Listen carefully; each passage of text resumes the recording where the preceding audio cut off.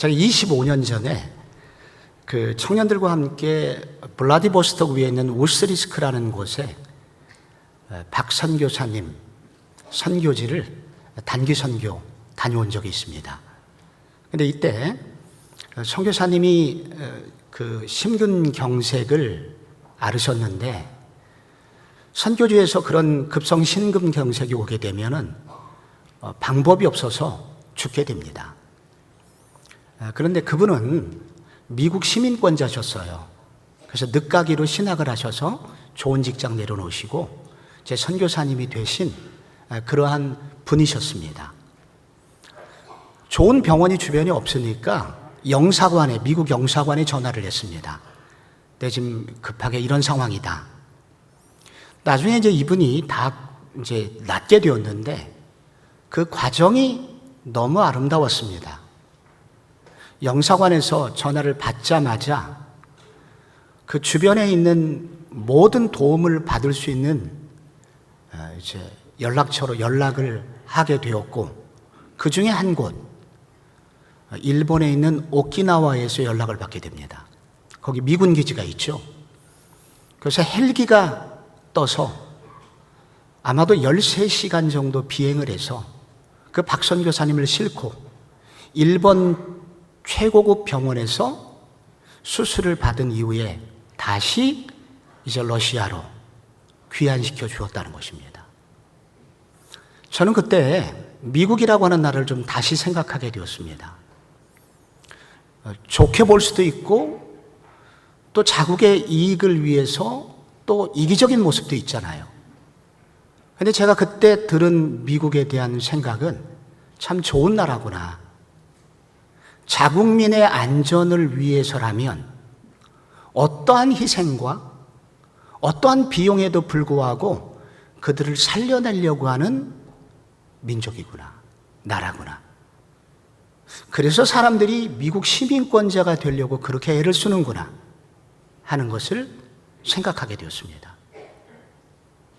1세기를 살아가는 모든 지구상에 있는 사람들의 가장 큰 소망이 있다면 로마 시민권자가 되는 것이었습니다. 로마 시민권자가 된다고 하는 것은 바로 오늘날 미국의 미국 시민권자 되는 것과는 비교가 되지 않을 정도의 엄청난 혜택과 특권을 가지고 있었기 때문입니다. 그래서 가장 큰 축복이라고 한다면 로마 시민권을 날 때부터 받게 된 사람, 이런 사람들은 가장 복받은 사람이라고 그렇게 여겨지던 시기였었습니다.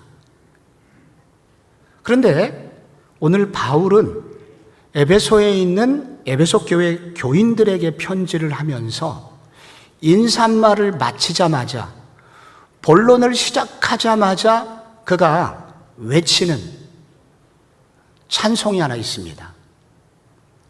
그게 3절에 나오는데 같이 한번 읽어볼까요? 시작. 찬송하리로다. 하나님 곧 우리 주 예수 그리스도의 아버지께서 그리스도 안에서 하늘에 속한 모든 신령한 복을 우리에게 주시되.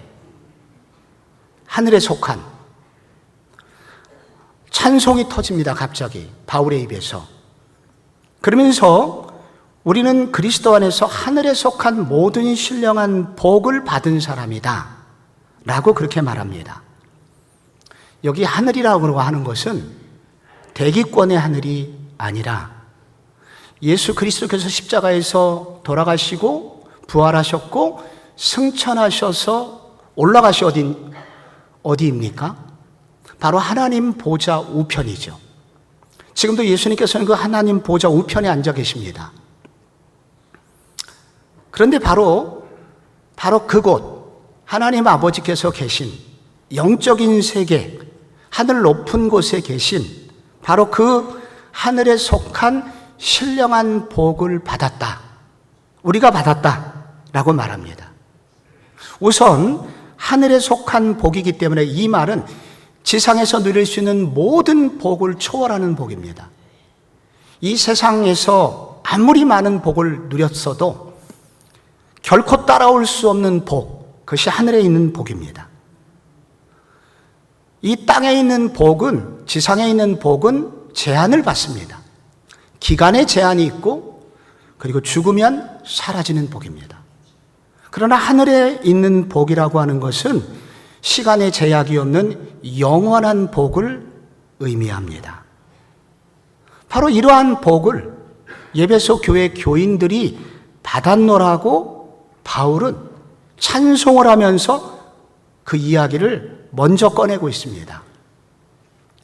바울이 왜 이것을 강조할까요?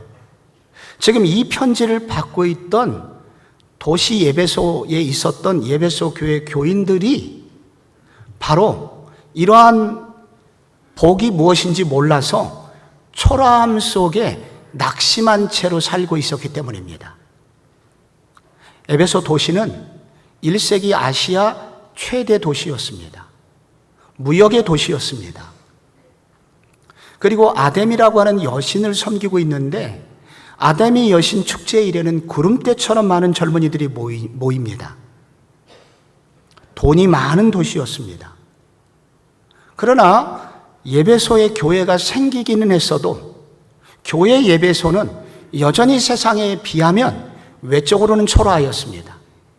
사람도 적었고 예배당도 없었고 그리고 세상 사람들이 가진 것에 비하여 대부분 가난한 사람들이었습니다. 그래서 그들은 초라하였습니다. 그런데 그 교회 설립자인 바울은 지금 감옥에 가 있습니다. 그리고 여전히 교회를 향한 강한 핍박이 들어오고 있습니다. 그때 바울은 우리가 받은 신령한 복이 무엇인지 아느냐 하면서 설교를, 편지를 하고 있는 것입니다. 바로 이 사실, 여기 나오는 신령한 복을 결국 알게 된 이 에베소 교인들은 여기로부터 나오는 무한한 에너지를 받게 되고 1세기의 험난한 파도를 넘어서 1세기의 가장 영광스러운 교회로 쓰임받는 그 교회를 이루게 됩니다. 오늘 우리도 마찬가지입니다. 세상의 거센 교회를 향한 비난과 도전이 있는 시기입니다. 교회가 건물도 예전보다는 생겼고 사람 수도 늘어났지만 그러나 세상이 가진 부요함에 비하면 우리는 여전히 초라하기 그지없습니다.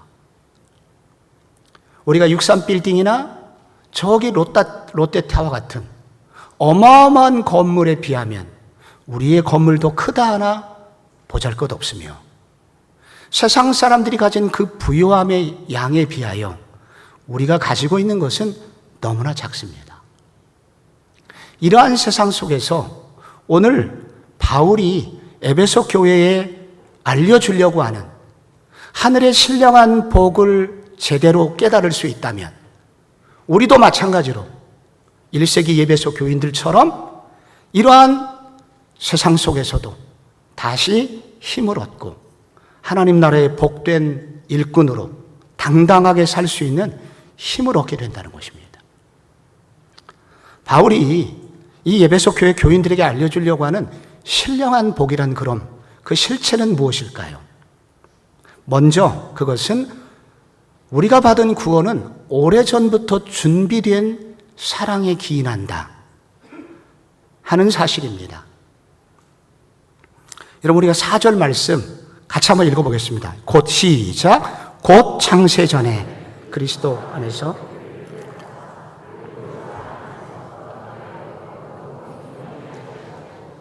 하나님은 우리를 구원하시기 전에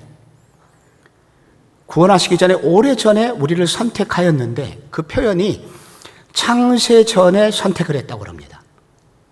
우리가 구원을 받은 것은 바로 창세전인데 여기에 나오는 창세는 바로 창세기 1장에 나오는 해, 달, 별, 빛 이런 것들이 창조되기 이전에 그 창세기 1장이 생기기 이전에 벌써 하나님은 우리를 아셨고 우리를 구원하시기 위해서 우리를 지명하셨고 우리를 선택하셨다는 것입니다. 하나님은 창세전에 우리를 선택하셨습니다. 이것을 선택의 교리라고 하고 예정론이라고 부릅니다. 그런데 이와 같은 예정론은 많은 사람을 불편하게 합니다. 특별히 요즘 같은 공정을 강조하는 시대에는 맞지 않는 것 같기도 합니다. 아니, 어떤 노력도 하지 않았는데 누구는 선택을 받고 누구는 하나님께 선택을 못 받는다면 이것은 얼마나 불공정한 일입니까? 그리고 선택을 해주신다고 하더라도 적어도 나한테 물어보기는 하고 선택하셔야지. 스스로 그렇게 일방적으로 선택하신다면 이것은 자유의지에 대한 침해라고 할 수도 있습니다. 이렇게 비난하는 사람도 있습니다. 이런 비난에도 불구하고 바울은 바로 우리가 받은 신령한 복을 설명한다고 하면서 가장 먼저 우리가 바로 창세 전에 하나님께서 우리를 선택해 주셨다라는 사실을 매우 강조하고 있습니다. 왜 강조하냐면 우선 이 선택에 관한 이 사실은 여기만 나오는 것이 아니라 성경 전체에 나오는 일관된 내용이라는 것을 우선 알아야 합니다. 여러분, 요한복음 6장 37절에 보면 예수님께서 이렇게 말씀하셨습니다. 아버지께서 내게 주시는 자는 다 내게로 올 것이요 내게 오는 자는 내가 결코 내쫓지 아니하리라. 아버지께서 내게 주시는 자는 다 내게로 온다는 것입니다. 그럼 아버지께서 안 주시는 자는 어떻게 돼요? 예수님께로 오지 못한다는 것입니다. 예수님께 올 수 있는 자는 사실 누가 올 수 있냐면 하나님 아버지께서 선택해 주신 사람들만 예수님께 올 수 있다는 것입니다.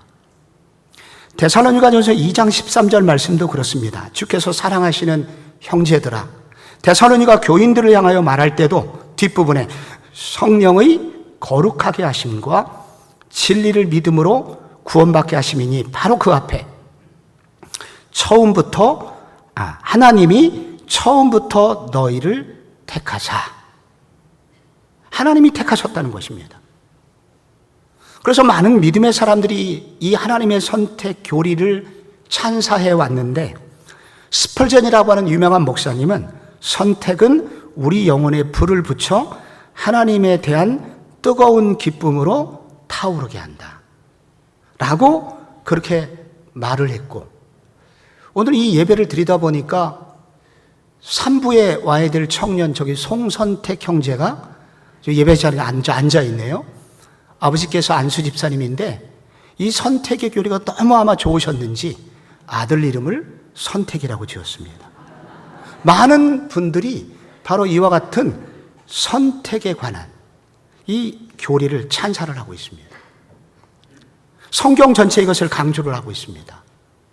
그런데 왜 이렇게 이것이 최고의 복이냐면 그것은 우리가 선택을 받았을 당시에 우리는 우리 스스로를 구원할 수 있는 능력이 전혀 없는 상태였기 때문입니다. 이것을 전적 타락의 상태라고 합니다. 우리는 죄 때문에 완전히 무너지고 부패하여서 하나님 그분의 구원이 얼마나 좋은지 알 수도 없으며 그런 구원을 준다고 하여도 받을 수 있는 능력이 전혀 없는 상태였기 때문에 하나님은 우리를 일방적으로, 그리고 하나님이 계획하셔서 우리를 선택할 수밖에 없다는 사실을 강조하는 내용이라는 것입니다. 수년 전에 우리 교회에 평촌에서 목회하시는 고 목사님께서 말씀을 전해주셨던 적이 있습니다. 이분은 셋째 아이를 입양을 했는데 그 입양한 아이가 혼혈아이입니다. 사모님과 텔레비전을 보다가 혼혈 프로그램을 보게 되었고 혼혈아이의 비극적인 삶을 알게 되었습니다. 그래서 의정부에 있는 동두천에 있는 그 입양기관 고아원입니다. 거기를 갔습니다. 거기에 1살 되지 않은 거의 피부가 검은 혼혈 딸아이를 선택하여 그를 집으로, 교회로 데려왔습니다. 그 다음 주부터 교회에서 난리가 났습니다. 담임 목사라 그런지, 담임 목사 딸이라 그런지 성도들이 그를 너무 귀하게 여겨주었습니다. 그래서 그 딸아이 쟁탈전이 벌어졌습니다. 그래서 서로 그 아이를 안아보기 위해서 이렇게 저렇게 아이는 관심을 받게 되었습니다. 그 아이는 갑자기 혼혈 고아에서 담임 목사 딸이 된 것이죠. 사랑을 받게 되었습니다. 그런데 그 모든 것이 무엇 때문에 가능했습니까? 바로 그 목사님의 선택에 의해서 그 딸아이의 운명은 바뀌게 된 것입니다. 목사님이 그 아이를 선택했다고 하는 그 말은 목사님이 원하는 대로 살아야 한다는 것을 말하는 것이 아닙니다. 이것은 이 가장 깊은 선택의 핵심은 딸과 아빠의 관계가 바로 그 목사님으로부터 시작되었다는 말입니다. 목사님으로부터 시작되었다는 말은 그 목사님의 마음이 바뀌지 않는 한 그 아이를 향한 사랑은 계속될 것이며 그 아이와 딸과 아빠의 관계는 계속 지속될 것이라는 사실을 말하고 있는 것입니다. 이런 딸아이, 아무것도 선택할 수 없었고 자기 스스로 구원받을 수 있는 가능성이 전혀 없는 상태에서, 그래서 누군가 일방적으로 선택하여 사랑하여 이렇게 데려온 입양 아이를 향하여 자유의지가 침해당했다고 말하지는 않습니다. 이런 경우에 우리가 해야 되는 말은 바로 무조건적인 사랑이 그에게 베풀어졌다라고 말하는 것입니다. 다른 말로 말하면 우리가 구원을 받을 수 있는 능력이 전혀 없는 상태였기 때문에 우리가 도와달라고 말을 하려고 해도 그렇게 그것이 좋은지를 모르는 상태이기 때문에 하나님은 일방적으로 우리를 선택하셨고 우리를 구원하실 수밖에 없다는 것입니다. 그래서 성경에서 우리가 하나님께 선택을 받았다고 하는 이 말은 우리가 구원받는 데 있어서 우리가 보탠 게 전혀 없다는 말입니다. 우리의 공로, 우리가 어떤 선을 행했기 때문에 하나님께 구원받은 것이 아니라는 것입니다. 우리가 기도를 많이 했기 때문에 하나님께서 우리를 구원해 주신 것도 아니고, 우리가 착한 일을 무엇을 했기 때문에 우리가 구원받은 것도 아니고, 하나님이 일방적으로 하나님의 주권으로 우리를 선택하셔서 구원해 주셨기 때문에 우리의 공로 0%라는 것입니다. 그런데 우리가 구원을 받게 된 것입니다. 그런데 여기서 우리가 한 가지 알아야 되는 것은, 그렇기 때문에 우리의 구원은 결코 흔들릴 수 없는 구원입니다. 왜냐하면 나의 공로에 의해서 구원을 받았다면 내가 선행하는 일을 못할 때는 그 구원이 취소될 수가 있습니다.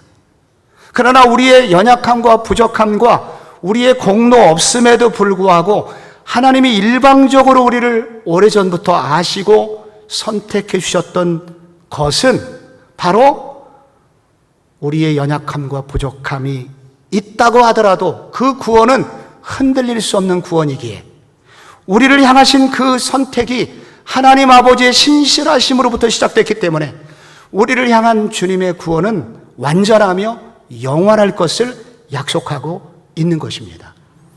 그래서 빌립보서 1장 6절에 너희 안에서 착한 일을 시작하신 이가 그리스도 예수의 날까지 이루실 줄은 우리는 확신하노라. 착한 일은 여기서 우리를 구원해 주신 일입니다. 예수님께서 우리를 구원해 주신 그 일은 시작일 뿐만 아니라 하나님의 신실하심으로 시작했기 때문에 우리를 향한 그 사랑은 변함없이 완전히 이루어질 것을 약속하고 있는 말씀입니다. 이 선택의 교리는 또 하나, 이런 우리의 하나님께로부터 이 구원이 시작되었기 때문에 이 구원은 완전한 구원이며, 또 하나 이 선택이 감동적인 이유는 우연히 순간적인 열정으로 구원된 것이 아니라 오랫동안 준비된 사랑이었기 때문입니다. 창세전에 오래전부터 우리를 구원하시기 위해서 하나님 먼저 우리를 알고 계셨다라고 말씀합니다. 그리고 이 구원을 이루기 위해서 오늘 그리스도 안에서 바로 그가 구원받도록 하기 위해서 예수 그리스도를 십자가에서 죽일 계획을 세우셨다는 것입니다. 그래서 하나님이 우리를 향한 그 사랑은 준비된 사랑이었다는 것입니다. 이 사랑은 오랫동안 계획된 사랑이었기 때문에 그 사랑이 우리를 더욱더 사무치게 만듭니다. 그럼에도 불구하고 이 선택 교리에 대한 몇 가지 의문이 있습니다. 중요한 의문이 두 가지가 있는데, 왜 하나님은 나는 선택하시면서도 다른 사람은 선택하지 않으셨는가? 하나님은 사랑의 하나님이시니까 모두를 선택해야 되지 않는가? 여기에 이 질문에 대한 정확한 답을 하는 사람은 지난 2000년 기독교 역사상 없었습니다. 아직도 몰라요. 천국 가봐야 합니다. 근데 왜 모르는가? 성경이 말해주지 않기 때문입니다. 성경이 선택에 관해서 말할 때 오직 한 가지 용도로만 씁니다. 그것은 바로 믿는 사람들이 선택받았다는 것입니다. 전부 다 과거형으로 되어 있어요. 바울이 예수를 믿고 보니까 생각이 든 것입니다. 내가 도대체 구원받게 된 것은 누구 때문이었나?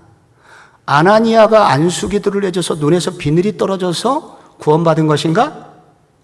생각해 보니까 그것이 아니었습니다.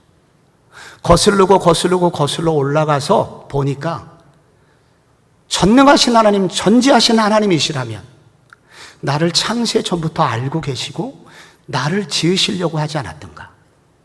그리고 나를 구원하도록 하기 위해서 그리스도를 십자가에 내보내시지 않았는가? 여기에 이르게 되었고, 결국은 바울은 바로 창세 전에 내가 구원받은 것이구나.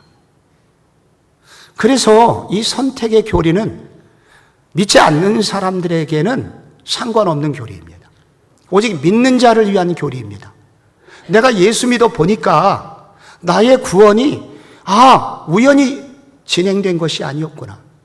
아버지 하나님이 오래전부터 나를 아셨고, 그리고 나를 구원하시기 위해서 주님을 십자가에서 내어주신 것이구나.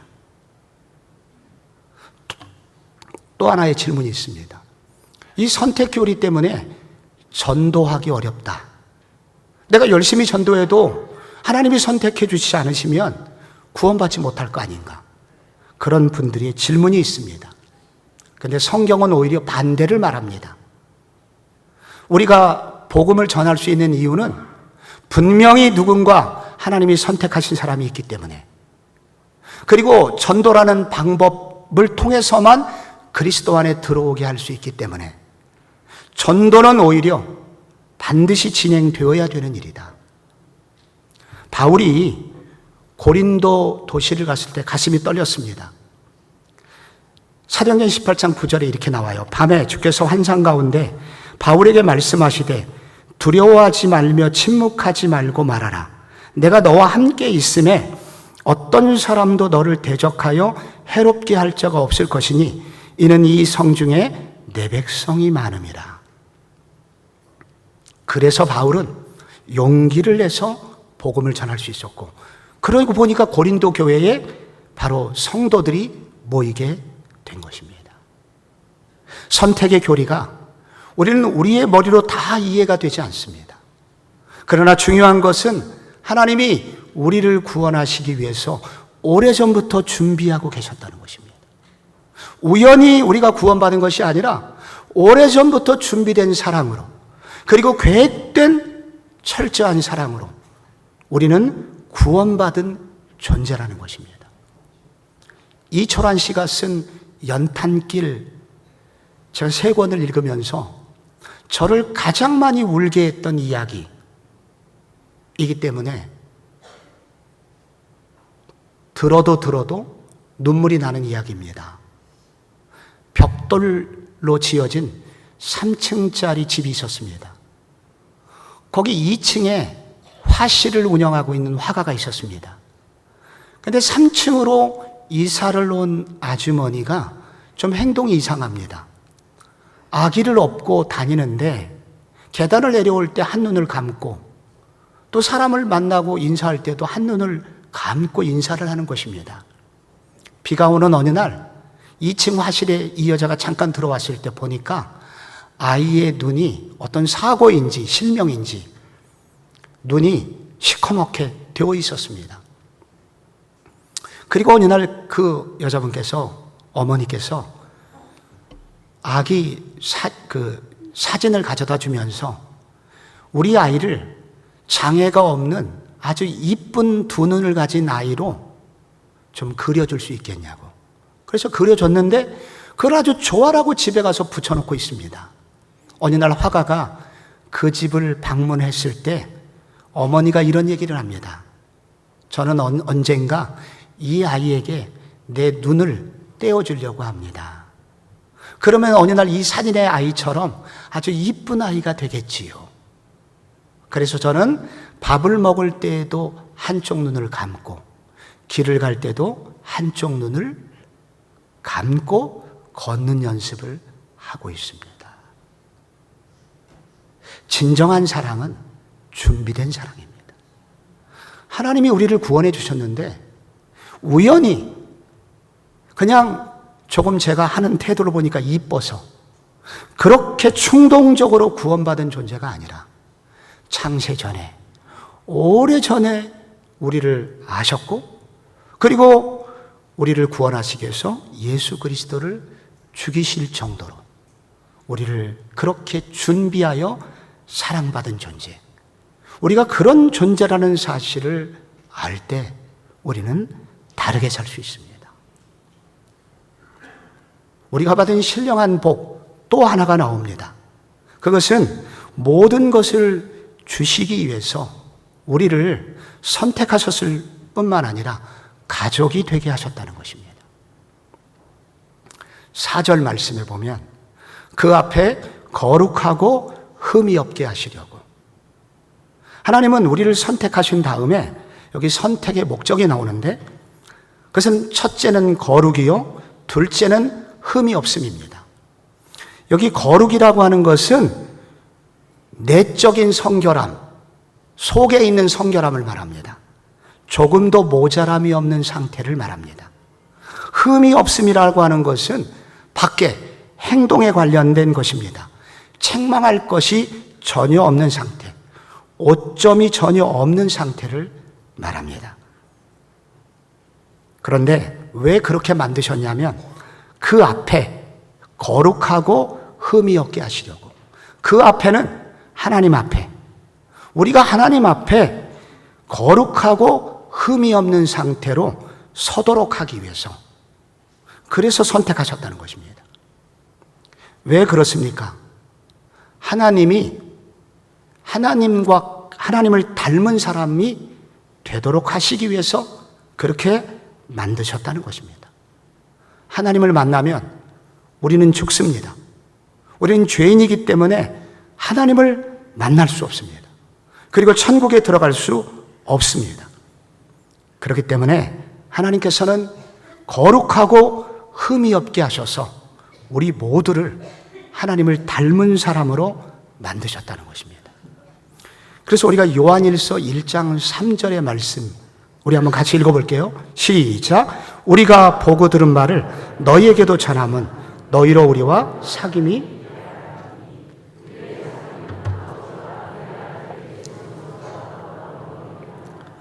우리 주님께서 우리를 선택해 주신 것은 거룩하고 흠이 없어서 하나님과 사귀는 존재로 만드시기 원하셨다는 것입니다. 그런데 5절에 보면은 여기서 한 걸음 더 나가게 됩니다. 어떻게 나오냐면 그 기쁘신 뜻대로 우리를 예정하사 예수 그리스도로 말미암아 자기의 아들들이 되게 하셨다고 합니다. 단지 하나님과 교제하는 정도인 줄 알았는데 흠이 없는 상태로 만들어서 결국은 최종적으로 선택의 결과 무엇을 만드시냐면 예수 그리스도로 말미암아 자기의 아들들이 되게 하셨다는 것입니다. 아들 삼고 싶으셨다는 것입니다. 여기서 아들이라고 하는 단어는 원문에서는 입양된 아들을 말합니다. 아들이 원래 아니었는데 그 아들을 입양하여 아들로 삼았다는 것입니다. 여기서 우리는 요즘 우리 생각과 1세기 로마 시대의 입양하고 생각은 분명히 하셔야 됩니다. 로마 시대가, 로마라는 제국이 1000년 이상 이 제국을 형성할 수 있었던 이유는 로마의 포용성 때문입니다. 로마는 아들이 없을 때, 혹은 전쟁에서 공을 세웠을 때 노예를 아들로 삼을 수 있는 입양 제도가 있었습니다. 그런데 입양이 되는 순간 진짜 참 아들이 갖고 있는 모든 권한을 동일하게 갖게 됩니다. 모든 유산 상속을 똑같이 분배받게 됩니다. 우리는 배너라는 영화에서 유다 배너가 노예로 끌려갔다가 사령관을 살려준 덕분에 그가 로마로 와서 거대한 왕궁 앞에서 그 사령관의 반지를 빼어 유다 배너에게 끼워주는 장면이 나옵니다. 입양의식입니다. 바로 그 순간 유다 배너는 갑자기 노예에서 사령관의 아들이 됩니다. 모든 권한을 갖게 됩니다. 이러한 축복을 바로 아들 삼으시기 위해서 하나님은 우리를 선택하셨다는 것입니다. 여러분, 아들이 되면 어떤 축복을 받게 됩니까? 아들됨의 축복, 가장 중요한 축복 첫 번째는 언제든지 아버지를 만날 수 있다는 것입니다. 우리의 아버지가 대통령이라고 생각해 봅시다. 어떤 아들이 대통령을 향하여 달려간다면 경호원들이 제지를 할 것입니다. 혹은 제지가 안 되면 총을 쏠지도 모릅니다. 그런데 아들이라고 한다면, 딸이라고 한다면 언제든지 아버지를 향하여 달려갈 수 있습니다. 그를 만날 수 있습니다. 아들이 가지는 또 하나의 축복은 아버지가 가진 모든 것을 아들이 상속받는다는 것입니다. 이것이 아들이 가지는 것입니다. 바로 이러한 특권을 하나님께서 우리 모두에게 주셨다는 것입니다. 우리가 언제든지 하나님 아버지께 아뢰면, 구하면 주시는 축복을 우리가 받았다는 것입니다. 그리고 아버지 하나님께서 가지고 계신 하늘의 모든 창고의 보화를 우리가 누리고 이것을 쓸 수 있는 권한을 하나님이 우리 모두에게 주셨다는 것입니다. 예전에 카터 대통령이 한국을 방문했을 때 백악관을 텔레비전에서 시리즈로 보여준 적이 있습니다. 어느 날 대통령이 휴가를 가는 장면이 거기 나왔습니다. 대통령이 벤에다가 이제 휴가 갈 음식들을 막 싣고 있습니다. 대통령이 청바지를 입었습니다. 그때 학교를 마치고 돌아온 딸이 대통령을 향하여 막 달려갑니다. 데디 하면서. 그리고 서로 안고 그렇게 기뻐합니다. 부러웠습니다. 야, 대통령이 딸, 그리고 저 벤을 타고 대통령과 함께 여행을 떠나는 저 딸 얼마나 행복할까. 오늘 하나님께서 우리 모두를 오래전부터 계획된, 준비된 사랑으로 우리를 선택하여 주셨을 뿐만 아니라 주님이 그렇게 선택하신 이후에 우리 모두를 거룩하게 흠이 없게 하여 결국은 당신의 아들 삼으셨습니다. 당신의 가족이 되게 하셨습니다. 그래서 하나님의 모든 부유함을 다 누릴 수 있는 특권을 우리 모두에게 주셨다고 합니다. 그렇다면 왜 많은 분들은 이러한 신령한 복을 받았으면서도 누리지 못하고 살까요? 왜 이것이 내 것이 되지 못한 채로 살아가는 것일까요? 우리가 이런 신령한 복을 내 것이 되게 하려면 먼저 해야 되는 일이 있습니다. 그것은 우리가 영에 속한 사람으로 살도록 애써야 된다는 것입니다. 하늘에 속한 사람으로 살고자 애써야 된다는 것입니다. 성경에는 두 종류의 사람이 나오는데 하나는 예수, 교회를 다녀도 하나는 육에 속한 사람이 있고 또 하나는 영에 속한 사람이 있습니다. 이 영에 속한 사람이 오늘 본문에 나오는 하늘에 속한 사람입니다. 내가 영에 속한 사람인지 육신에 속해 있는 사람인지 어떻게 알 수 있습니까? 이것은 죄를 지을 때 보는 태도를 보면 압니다. 영에 속한 사람은 같은 죄를 반복하여 짓고자 할 때 찔림이 있는 사람입니다.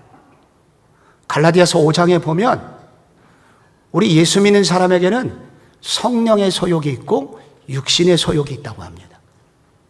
그래서 우리가 무슨 죄를 지을 때 예수를 안 믿을 때는 마음 놓고 개념 없이 찔림 없이 짓던 죄도 예수 믿고 난 다음 이후에는 그 죄를 지으려고 하면 너무 괴로운 거예요. 마음에 부담이 되는 거예요. 두려운 마음이 드는 거예요. 영에 속한 사람입니다. 그런데 여러분이 교회를 다니면서도 죄를 버젓이 짓고 있는데도 양심의 찔림이 조금도 느껴지지 않는다면 그분은 구원받은 사람이 아닐 가능성이 매우 높습니다. 그래서 하늘에 속한 사람이라고 하는 것은 내가 하늘에 속한 사람만큼 성령의 음성에 귀를 기울이고 죄짓기를 두려워하는 삶을 살고자 할 때 우리는 이 복을 우리도 누리게 됩니다. 그리고 이 사람은, 하늘에 속한 사람은 자연스럽게 하나님의 나라에 관심을 갖게 됩니다.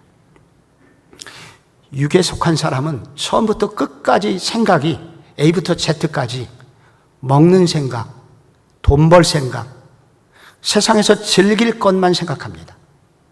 그러나 영에 속한 사람은 자기의 신분이 하나님의 나라의 시민이기 때문에 하늘나라에 관심이 있습니다.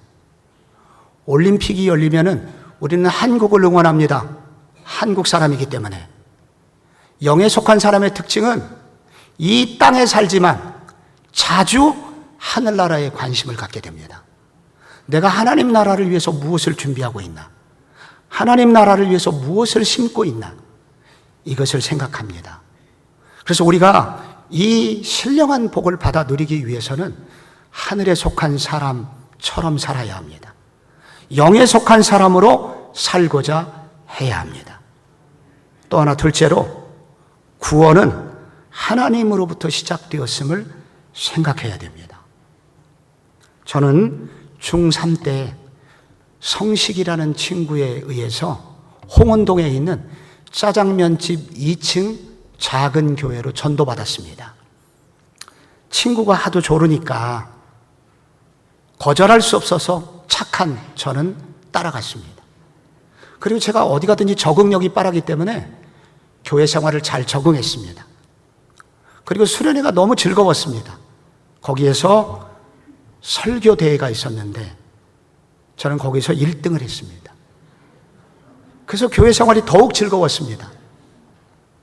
저는 그렇게 교회 생활을 시작한 줄 알았습니다.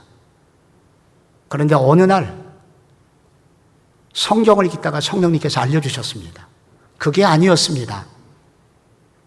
제가 이렇게 구원받고 목사가 된 것은 오래전에 하나님이 나를 선택하셨고, 그리고 때가 되었을 때 하나님께서 성식이라는 친구를 천사로 중3 때 제게 보내주신 것입니다. 그 친구는 나를 그 교회로 인도했는데 그때 저는 시골에서 올라왔기 때문에 외로웠습니다. 갈 데가 없었습니다. 그래서 교회를 좋아했던 것입니다. 하나님이 제게 가난한 심령을 그때 주신 것이었습니다. 그리고 수련회 가서 설교대회를 그렇게 목사님한테 후한 점수를 받게 하신 것은 나로 목회자 되게 하기 위하여 그 일에 관심을 갖게 하시는 하나님의 준비하심이기도 하였습니다. 이것을 알게 되었습니다. 저의 구원은 저로부터 시작된 것이 아니라 하나님으로부터 시작된 것을 알게 되었습니다. 그래서 저는 앞으로도 걱정하지 않고 살려고 합니다. 이렇게 나를 철저히 준비하여 구원하신 하나님이시라면 앞으로 나를 향한, 미래를 향한 계획이 주님께 있지 않겠느냐. 그래서 저는 빌립보서 4장 6절의 말씀을 사랑하게 되었습니다. 아무것도 염려하지 말고 오직 모든 일에 기도와 간구로 너희 구할 것을 감사함으로 하나님께 아뢰라. 그러면 모든 지각에 뛰어난 하나님의 평강이 너희 마음과 생각을 지키시리라. 여러분의 구원은 하나님으로부터 온 것을 믿으시기 바랍니다. 그런 하나님이시라면 여러분의 앞으로의 미래도 하나님이 이끌어 주실 것입니다. 제가 작은 교회 섬길 때 고등부 학생이 대학에 합격을 했습니다. 기쁜 일이었습니다. 그런데 그 아이가 아버지께 그 사실을 알리기를 주저하였습니다. 왜냐하면 아버지가 일용직 노동을 하고 있었고 어머니는 아프셨습니다. 그래서 대학을 합격한 것이 기쁜 일만은 아니었고 등록도 못할 텐데 슬퍼했습니다. 그런데 용기를 내어 그래도 아버지한테 알려는 드리자 하고 아버지께 합격 통지서를 내놓았습니다. 아버지가 갑자기 뛸 듯이 기뻐하시면서 춤을 추면서 벽장문을 열더니 검은 봉다리를 꺼냈습니다. 거기에 때 묻은 10,000원짜리가 수북이 쌓여 있었습니다. 아버지는 일용직 노동을 하고 있었지만 어느 날 내 아들 대학 갈 날을 꿈꾸면서 먹을 것, 그리고 놀러 갈 것, 술 마실 것 줄여가면서 그렇게 꾸깃꾸깃 10,000원짜리를 모으셨던 것입니다. 아들은 오열하였고 그 아들은 당연히 건강하게 성장하였습니다. 아버지의 나를 향한 사랑, 이 준비된 사랑 앞에 그 아들은 건강한 자존감을 가지게 되었고 균형 있는 청년으로 자랄 수 있게 되었습니다. 성도 여러분, 하나님이 우리를 향한 사랑이 이런 사랑입니다. 이 사랑을 받으신 여러분, 그러므로 다르게 살 수 있는 은혜가 여러분에게 있기를 축복합니다.